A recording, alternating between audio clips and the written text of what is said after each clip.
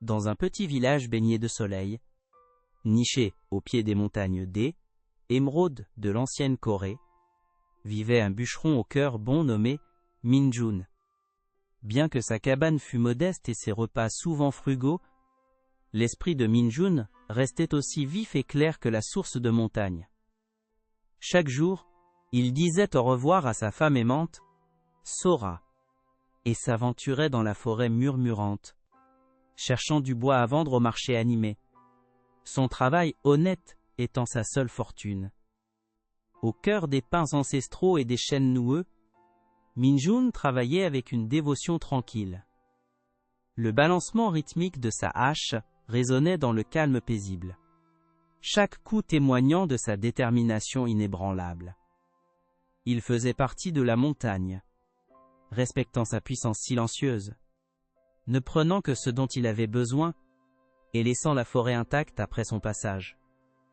Alors que le soleil commençait sa descente, peignant le ciel de teintes orange et violette, une tempête soudaine et féroce éclata sans avertissement.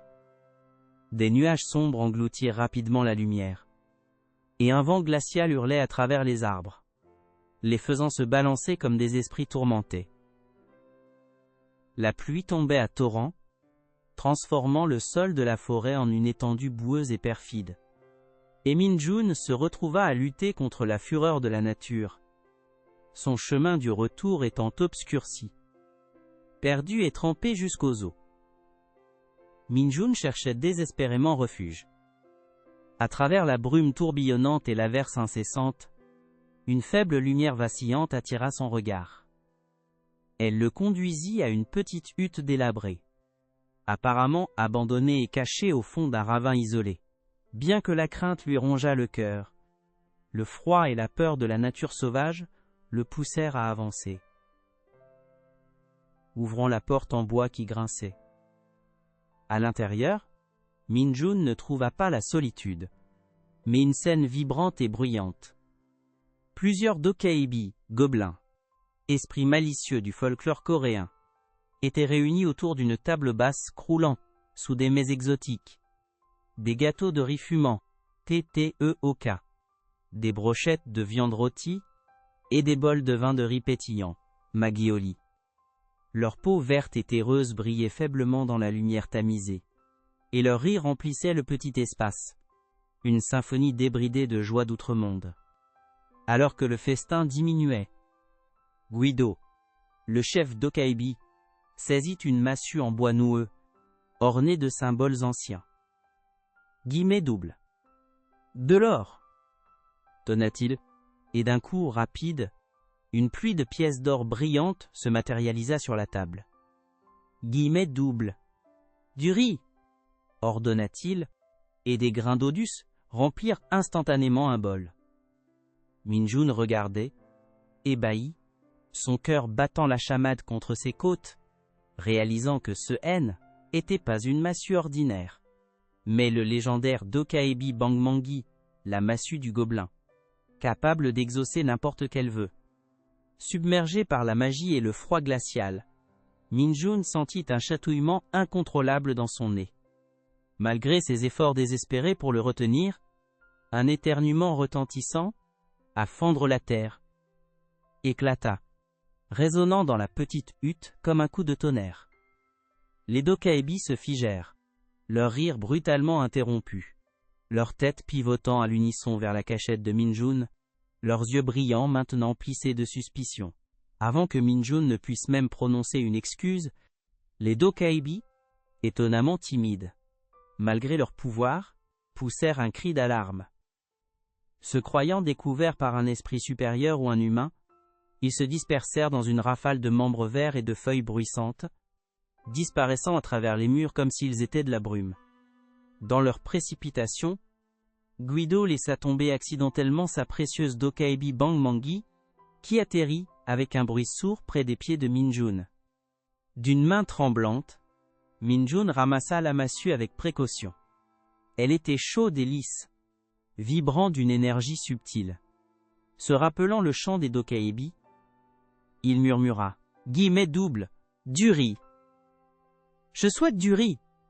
À son grand étonnement, La massue brilla. Et un monticule de riz blanc parfumé et fumant apparut instantanément devant lui. Les larmes montèrent à ses yeux, non seulement à cause de la faim, mais de la réalisation que sa fortune, et celle de Sora, pourrait enfin changer. Min-jun se précipita chez lui dès que la tempête se calma. La Dokkaebi Bang-Mangi cachait en sécurité sous son guillemet simple inversé. Géogori, guillemet simple inversé. Sora, folle d'inquiétude, l'accueillit dans une étreinte. Son soulagement palpable. Et lui révéla son incroyable récit. Et ensemble, ils tapèrent la massue, souhaitant des richesses infinies. De la nourriture, des vêtements chauds et du confort pour leur humble foyer. Leur petite cabane se transforma, remplie de chaleur et d'abondance, pourtant leurs cœurs restèrent aussi humbles que jamais. La véritable gentillesse, cependant, ne consiste pas à amasser des richesses, mais à les partager. Min-jun et Sora, se souvenant de leurs jours de lutte, partagèrent généreusement leur nouvelle prospérité avec leurs voisins en difficulté.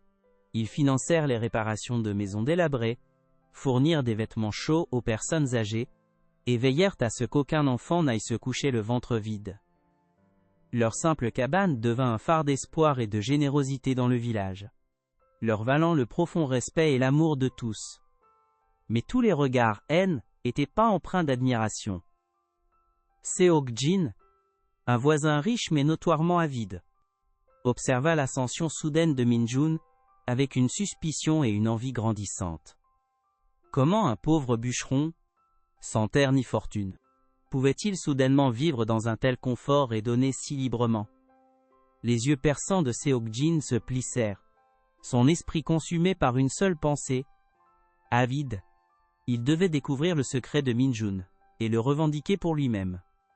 Poussé par son insatiable cupidité, Seok-jin commença à surveiller Min-jun en secret, le suivant comme une ombre. Un jour fatidique, il vit Min-jun disparaître dans les montagnes. Revenant peu après, l'air rafraîchi, sa massue cachée, provoquant une légère protubérance sous ses vêtements.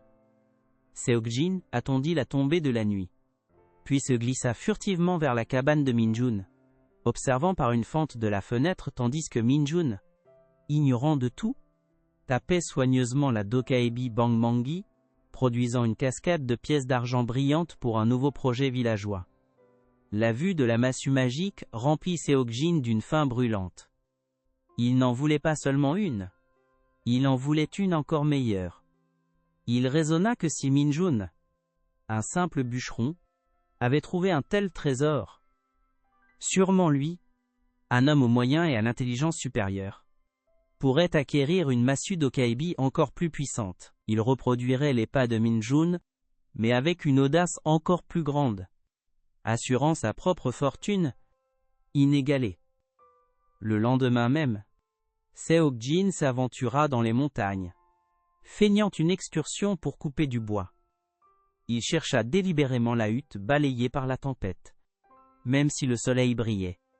Il s'installa dans le même coin qu'avait occupé Min-jun, bien qu'avec peu de soucis de subtilité, attendant impatiemment que les Dokkaebi apparaissent, son cœur battant, non pas de peur, mais d'une excitation avare, imaginant ses propres vœux bien plus grandioses que ceux de Min-jun. Alors que le crépuscule épaississait, les sons familiers des réjouissances Dokkaebi emplirent la hutte. Guido et ses sbires, revenus pour leur massue perdue, remarquèrent rapidement l'intrus. Ils trouvèrent la Dokkaebi Bang-Mangi abandonnée, et ensuite, un rapide coup d'œil à la silhouette mal dissimulée de Seok-jin, révéla la présence humaine. Les cheveux roux flamboyants du chef semblaient crépiter d'indignation. Leur précieuse massue, perdue à cause d'un humain, avait maintenant un autre humain, qui rôdait, manifestement complotant. Guillemets double. Ah ah, rugit Guido, s'emparant de la Dokkaebi Bang-Mangi. Guillemets double. Alors, un autre humain avide cherche notre magie? Tu auras ton souhait. Sur ce, il commença à taper furieusement la massue. Non pas pour de l'or, Mais pour un barrage incessant de petites abeilles bourdonnantes, de colderies collantes et d'orties urticantes, apparaissant tout autour de Seokjin, qui hurla et s'agita, couvert de la tête aux pieds d'un tourment de plus en plus absurde et démangeant. Les Dokkaebi rirent, un son chaleureux et retentissant, savourant leur justice espiègle. Les Dokkaebi continuèrent leur tourment jusqu'à l'aube, s'assurant que Seokjin a pris sa leçon à fond.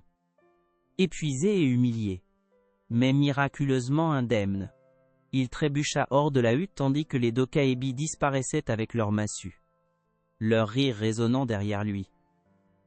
Seokjin, dépouillé de son orgueil et de sa cupidité, comprit enfin la véritable nature de la prospérité de Minjun.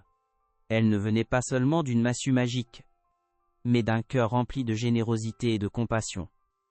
À partir de ce jour, Seokjin subit un profond changement.